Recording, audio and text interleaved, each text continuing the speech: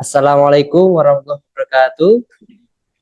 Waalaikumsalam warahmatullahi wabarakatuh. Waalaikumsalam warahmatullahi wabarakatuh. Terima kasih kepada teman-teman yang sudah hadir dalam Meet hari ini. Kami dari kelompok 6 pada rancangan dalam UBD aspek to be tailored akan mengupakan hasil dari diskusi dari kelompok kami. Terima kasih untuk Mas Bagas dan Mas Alfian yang sudah ikut bergabung pada Meet hari ini. Oke, langsung anggota kelompok yaitu saya Hairul Amri, Fitriana Wulandari, Intan Diana Hangida Putri, kemudian Nur Sakinatul Laila. Kemudian langsung saja pertanyaan yang pertama, bagaimana mengakomodasi berbagai kebutuhan perkembangan gaya belajar, pengetahuan sebelumnya dan minat peserta didik sambil tetap menjaga arah pembelajaran pada tujuan. Cara mengakomodasi perkembangan peserta didik menjadikan pengetahuan bermakna dan relevan bagi peserta didik, kemudian memberi kesempatan kepada peserta didik untuk menerapkan dan menemukan ide sendiri, kemudian menyadarkan peserta didik untuk menerapkan strategi belajar sesuai dengan keinginan atau motivasi mereka. Selanjutnya, memfasilitasi peserta didik yang masih mengalami kesulitan dan menyajikan materi pembelajaran sesuai dengan tingkat perkembangan pemahaman peserta didik.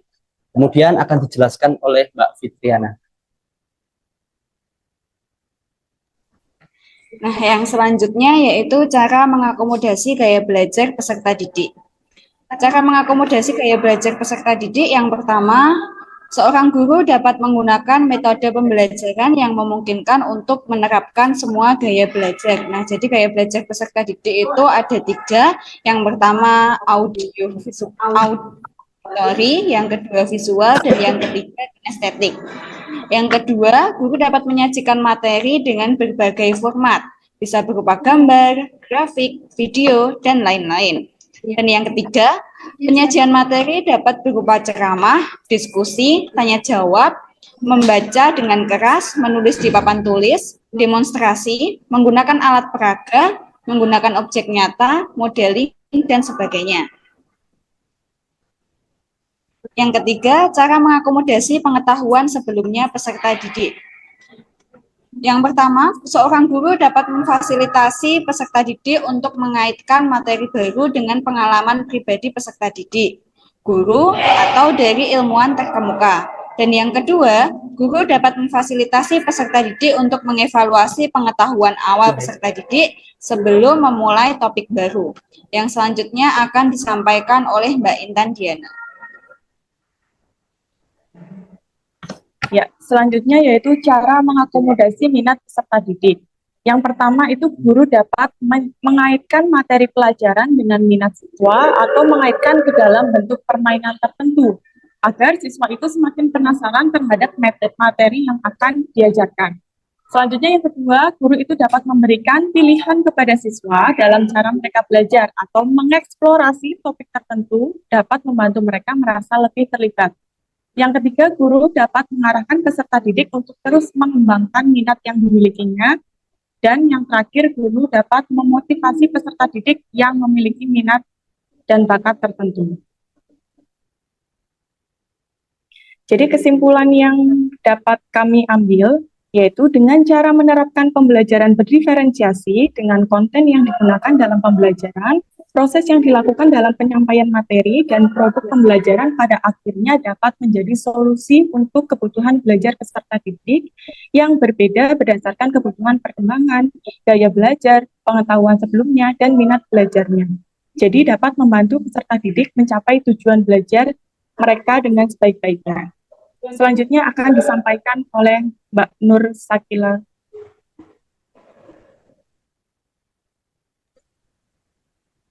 Baik, untuk pertanyaan selanjutnya, bagaimana cara menyesuaikan rencana pembelajaran apabila ada perubahan kondisi untuk memaksimalkan keterlibatan dan efektivitas pembelajaran?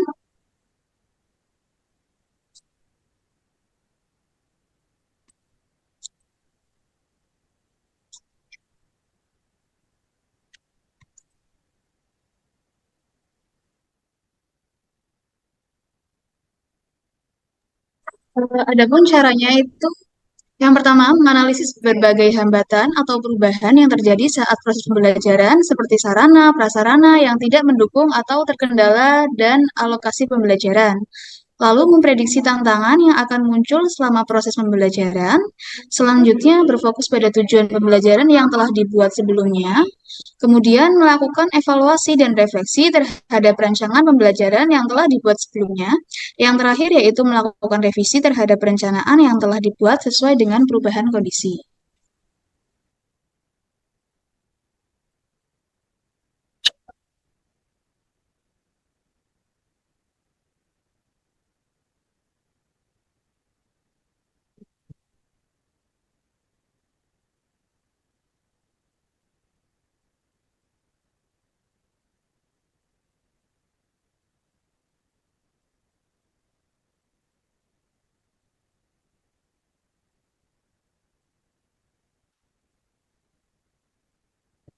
Oke, eh, demikian hasil pemaparan dari kelompok kami. Jika ada pertanyaan atau tambahan dari Mas Bagas atau Mas Alfian, dipersilahkan. Baik, terima kasih Mas Amri. Apakah saya boleh bertanya Mas Amri?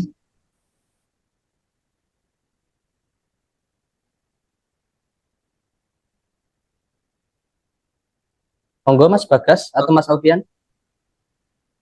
Oh iya. Mohon maaf, apakah suara saya tetap terdengar dengan jelas Mas Amri dan Jelas ya? yang lain? Ya, jelas.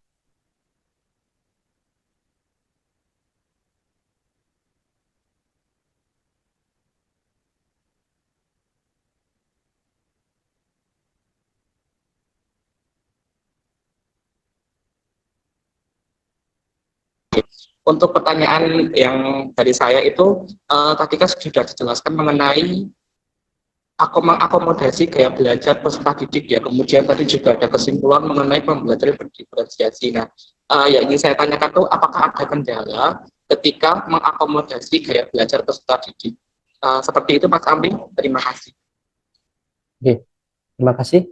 Monggo dari Oke, izin menjawab pertanyaan dari Mas Bagas ya. Jadi dalam mengakomodasi gaya belajar peserta didik itu pasti seorang guru akan mengalami suatu kendala.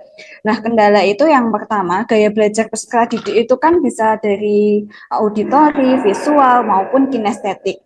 Nah, di situ kendala yang pertama bisa terkait dengan waktu. Jadi ketika seorang guru harus menyajikan suatu materi dengan 3 gaya belajar tersebut, otomatis seorang guru harus menyediakan konten-konten ataupun materi dalam bentuk visual, kinestetik maupun auditori. Nah, dalam hal tersebut guru memerlukan waktu yang cukup banyak sehingga dalam membuat ketiga gaya belajar tersebut menyesuaikan dengan gaya belajar peserta didik itu pasti akan mengalami suatu kendala. Nah, itu tadi waktu ya. Nah, mungkin teman yang lainnya ada yang mau menambahkan? Itu Mas Bagas sudah jelas? Ada tanggapan atau tidak? Baik, terima kasih Mbak Fitri atas jawabannya. Jawabannya sudah sangat jelas sekali Mbak. Terima kasih.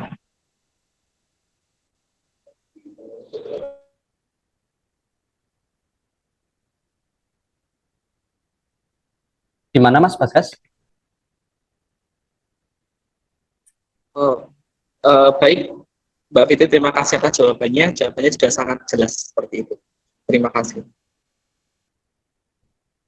Oke, baiklah.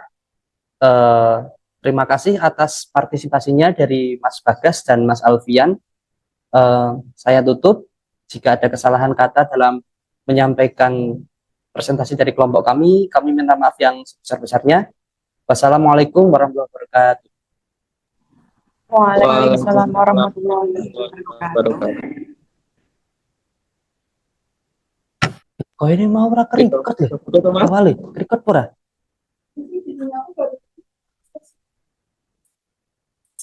Se gas, iki mau awale record pura. Kayaknya tak record lah.